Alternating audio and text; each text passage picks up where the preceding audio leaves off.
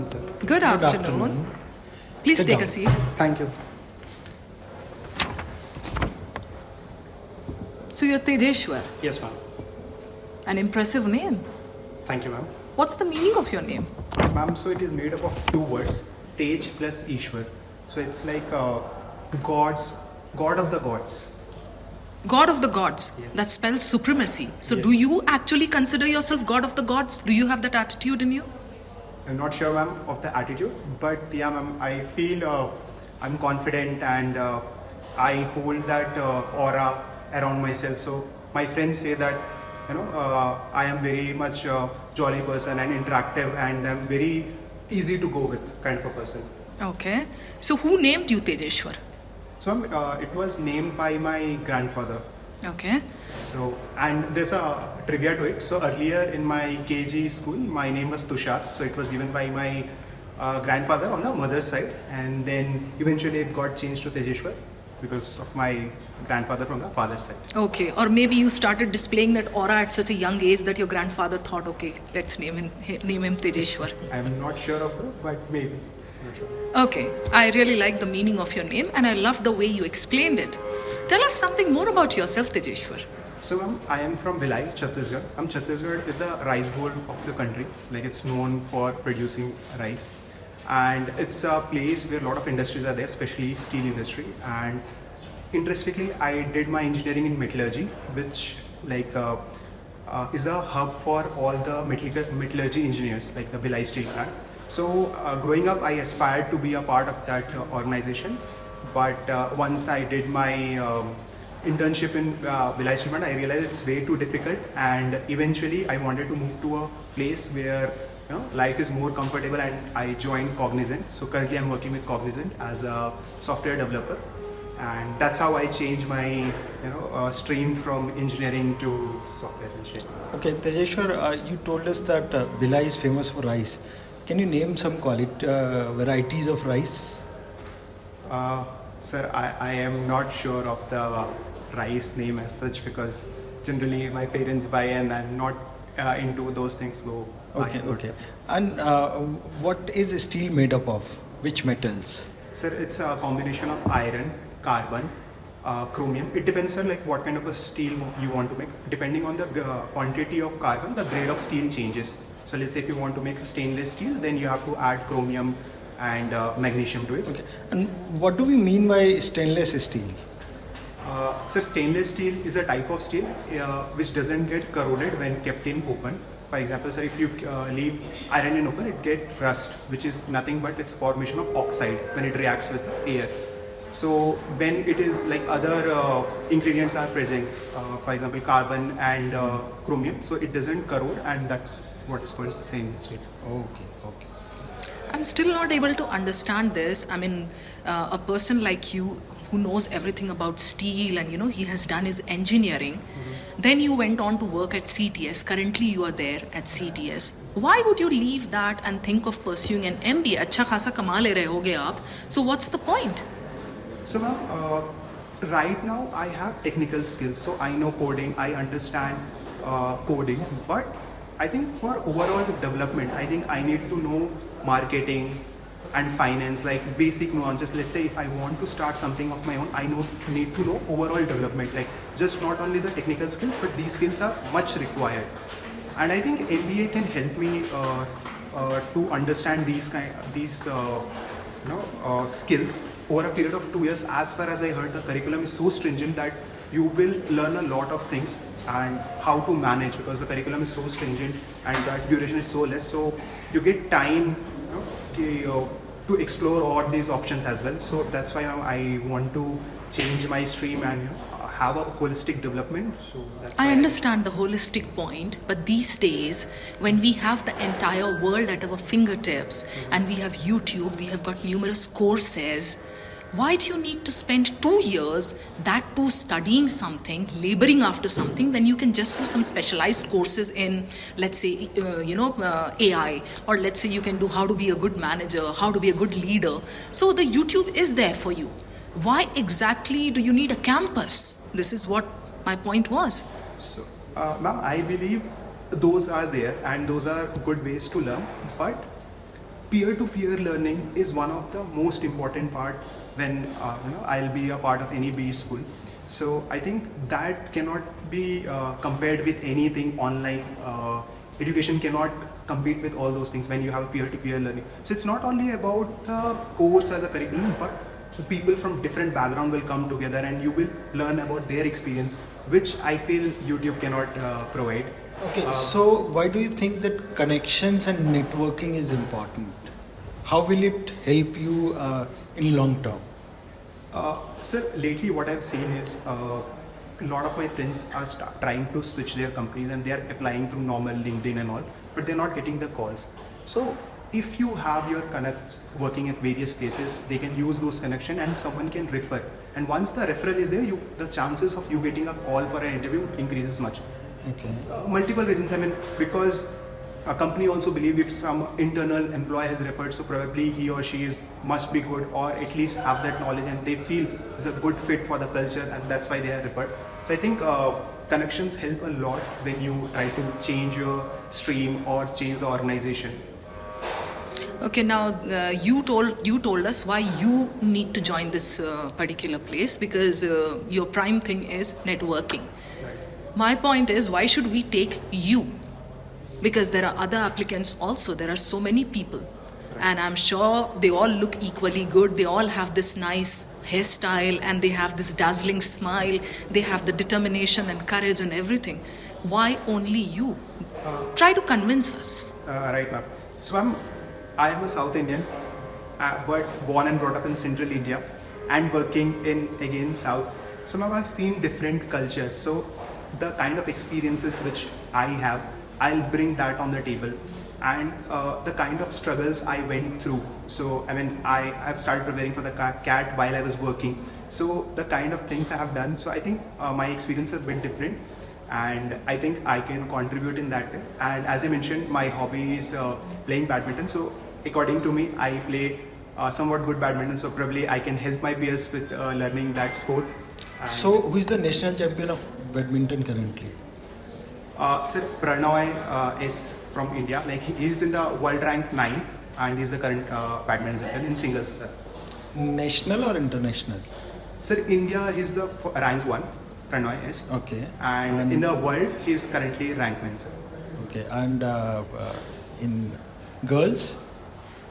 Sir, I don't follow much of girls. So. That's not good.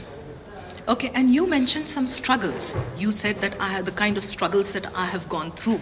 Right. So that has kind of helped you shape your perspective or something, right? Yes, ma'am. So can you tell us of any one struggle, probably something that really had a great impact on your way of thinking or your life? Right, ma'am. So, as I mentioned, I was preparing for CAT while working in an organization, CTS. Ma'am, so there was a particular project where we were suffering from a delayed timeline. We were not able to match the timeline. And that was the peak time before the CAT exam. So I requested my manager if I can go early. So that was not the option because he said like there are so many dependencies and even though I had leave, I couldn't take it. So I used to work, I think I used to leave home at 8 and till 6 I used to be in office, then go to the coaching, come back and then eventually have dinner and go back again to the organization, work and then come back maybe around 11:30. Study for a little bit like hour or so and then sleep. So ma'am, that 3 months, because what I realized is when you have limited crunch time and then you make most out of it. Like if I would have more time, I would have wasted. But when I think back, I think like the hours was less and I utilized most of it. So I think that shaped me. Like so the major learning from that part was that time is always there. You have to make time. You will never find there's enough time. So you have to make time out of it. And when you have something in your mind that you have a target and you have to work hard to achieve that. Okay, go on. Okay, this was about time management. Okay. What else have you learned in your current job? Sir, in terms of technical skills, so I know coding, so I am very well versed with the Java in which I code. I use Java for coding. And how will this help in MBA or after MBA? So, sir, as I told you, my background in engineering is metallurgy. So I didn't study coding in my engineering, and then now I am doing coding, which means I'm a quick learner, sir. Like I had learned those within, like we were given a training definitely, but that was for 2 months. So learning an entire new thing within a 2 months, so I think I'm very quick learner and I'm doing pretty good in that. So I think in MBA also I'll be able to cope up with the curriculum, because as far as I heard or read, the curriculum is very extensive, and I think since, as I mentioned, I am a quick learner, I'll be able to handle that. And so post MBA, I feel because I will have this skill set as well. So let's say if I go to organization like IT in IT consulting, or so I will have the knowledge of basic coding as well as I will have the skill set of marketing or finance. So I think I will have a overall perspective of how the things will work. So where do you see yourself after 5 years? So ma'am, I would want to be in an organization where I'm contributing and where my role is very pivotal, which means I should know in and out of that business, whichever business I'm a part of, and I should be able to put in effort and make change or help the organization grow. So I want to be in that position. And in terms of exact designation, I don't have anything in my mind right now, but yeah, eventual goal, not in the 5 years, but down the line, to be a CX. Okay, so your personal goals are to be CXO, right? Yes, sir. Okay. So, okay. So you talked about being a CXO in the long run, and you said after 5 years you see yourself in a pivotal role, contributing meaningfully to the organization where you work. Yes. If I talk about your immediate goal, चलो हम आपको ले लेते हैं, ठीक है? Then what exactly are you going to do in the first 3 months? What would be your goal in the immediate future, near future? So ma'am, I heard there are so many clubs in the colleges. So I would like to be a part of consulting club and sports club. The reason because I am good with sports, so that's why I want to be in sports club, and consulting because, as I mentioned, like I am looking at a place where there should be a holistic development. So I think consulting club can help me achieve that. So I would want to be a part of both these clubs and contribute to these clubs now. Do you see yourself working in groups, or you are a lone operator, lone performer? Ma'am, till now in my organization, I am an IC, like individual contributor. But ma'am, I think to achieve a greater task, it has to be a team. A lone person cannot do much. It has always to be a team. And I think ma'am, I gel well with my peers. So I think I will be a good team worker as well, ma'am. Okay, so you're talking about gelling well with the rest of the team. Does it happen that you kind of start thinking that you are the leader because your name is Tejeshwar, and I'm just trying to understand the kind of leadership things that are there? But till now it hasn't happened, but I think given a chance, like if I have to lead, I think I can do that. But right now, as I mentioned, right now I'm working as an individual contributor, so I haven't got an opportunity to work as a team leader. But yeah, ma'am, I think I can be a good team leader. But I have a concern here. See, if you are used to being lone, you are used to contributing individually. It's said that people come up with innovations. Okay, people are generally creative and they are at their best when they perform this way. Right. But what happens is when we put these exceptionally talented people in groups, they kind of come to fisticuffs with the other people because they want others also to perform. And the others, the followers, are kind of in their comfort zone. So, they may or may not agree with the changes that this leader tries to incorporate. Right. So let's say you face this situation after joining this place as part of one of the committees or something. How do you think you're going to resolve this situation so that we don't have mediocrity in the group?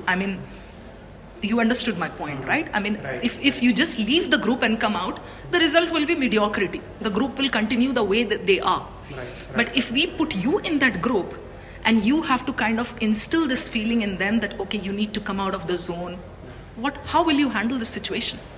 Ma'am, I think there are various forms of leadership, and I think the leadership of my style is leading from the front, which means that I lead. At the same time, I would listen what my peers or my team members are saying, we'll have a healthy discussion whether it makes sense or not. And if it makes sense, definitely we'll follow. It's not necessarily that what I will say or what I am saying is right, but I think I'll take the view of everyone and then tell them why I'm saying what I'm saying is important or what I'm saying is right, convince them, and then move ahead together as a group. Can you think of any leader who follows this style, the style that you talked about? I am very much inspired by our Prime Minister Narendra Modi. So I think he has done a phenomenal job. Like the way I think like almost entire country is now ruled by BJP. I think he is one of the great leaders. Not only in India, like we have seen a lot of reports where other countries are also praising. So I think he has that charm that people follow him. So I think like he is one of those leaders. Okay, if you like Narendra Modi ji so much, so let me ask you this. How aligned are you with his concept of welfare state? Ma'am, I'm not sure like what. I mean, he brought forward this concept of welfare state, and he has taken a few steps in this Do direction. you understand what is a welfare state? Are you talking about that Swachh Bharat Yojana or something, or what? No, in general. Swachh Bharat Yojana is part of it. It's part of Okay. it. So, I mean, generally, like what I'm asking is, are you fine with Modi ji's ideals, or you feel that okay, maybe he's a bit too utopian? Ma'am, see, no one is perfect, so he has flaws definitely. I mean, the way that is something which I feel shouldn't be there. But at the same time, I'm saying as a leader, he's very charming. I'm not truly a stringent follower of his what he believes, but I'm saying the charisma he carries. In that sense, I said like it's not that I have any like what he feels is right, but the aura he creates. Okay. Bhilai, how many steel plants do you have? So, sir, we have 3-4 steel plants, but the major steel plant is Bhilai steel plant, which is run by SAIL. Say, when was it built? Sir, this was built back in 1920, sir. 1920. Yes, sir. Do you read the newspaper? How well informed are you? I try to, with my hectic schedule, I try to spend some time on. So you end up reading the newspaper on what? Every third day, fourth day? Yes, ma'am, and mostly sports section. I prefer that because that's my Favorite section. Yes, ma'am. You're not politically aligned with any party, so you don't kind of read politics. No, ma'am, not much into politics, ma'am. What about economics? Ma'am, honestly, with the preparation and everything, I was not getting much time. But going forward, I think I would study economics. Okay. So you are happy about the fact that India has moved up to the 5th position in GDP? Yes, ma'am, definitely. I mean, because that shows the growth of the country, and being a place where it is growing, I mean, that means there's a scope that you can also grow. Okay. So, ma'am, definitely, like. Yeah. So what according to you is the reason behind it? Why was India able to do that? I think, ma'am, now there's a lot of foreign investment which is coming into the picture. That is one thing, and then there's a growth of so much startup. So there are now startups like Silicon Valley. We have our own Silicon Valley, Bangalore. So now there are so many companies, and I think it has increased the employment opportunity, and that's how I think the economy is growing, ma'am. You talked about Silicon Valley. That reminds me, I'm sure you must have read about the way Google is laying off employees. Right, about 20,000, 7% or something. I'm not exactly sure of the number, but Google has been laying off employees, and recently Sundar Pichai released a statement in which he came up with the reasons for that. I have a question over here. There are two penguins that work at Google. Okay? One is called Larry and the other is called Harry. Cool. Now, when Google starts laying off its employees, and there is this mayhem that's going on. So Larry is an engineer and Harry is not an engineer. Okay? Which of the two penguins will fly away first because of this chaos that's going on at Google? And why? I think Larry. I'll repeat here. Larry is the engineer, Harry is not the engineer. So which of the two will fly away when Google starts firing employees at the drop of a hat?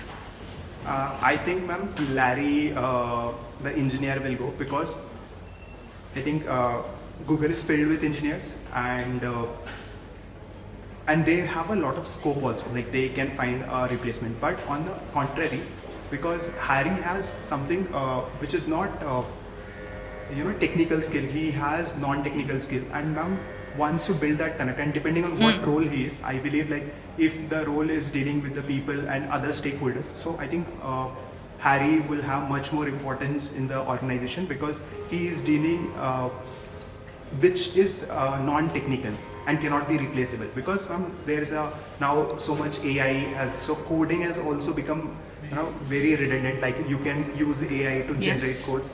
So I think if you just have the technical skill, probably you are replaceable. So I think I love the way you think, but I wish penguins could fly. They actually don't fly.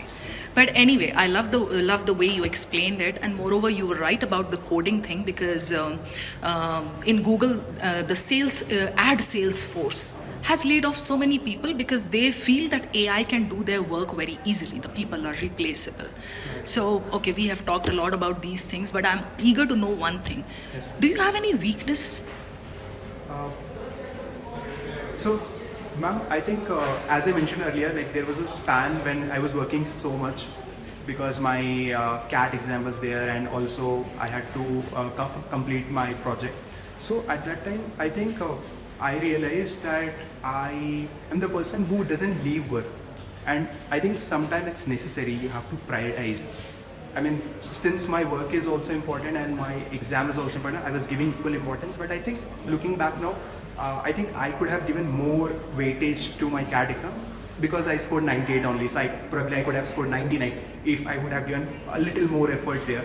So that's the thing I feel that I need to prioritize, because I am into the work. So be it anything, be it my work, be it my division, like whatever I do, I get deep into that. So I think I need to learn and let something go. So how do you intend to learn that? I mean, to prioritize, to set your goals for the day. How do you intend to do that? Right. So, as I mentioned, now I know that what has happened because of non-prioritization, that I ended up losing 1 percentile. So I think now what I'm going for, what I'm thinking is, whenever I have multiple tasks in hand, so I'll make a pros and cons list. Like, let's say if I dedicate this much time to this task, so what will happen? So that is my mindset, that going forward I'll prioritize by doing a pros and cons a table, and then pick the task accordingly, ma'am.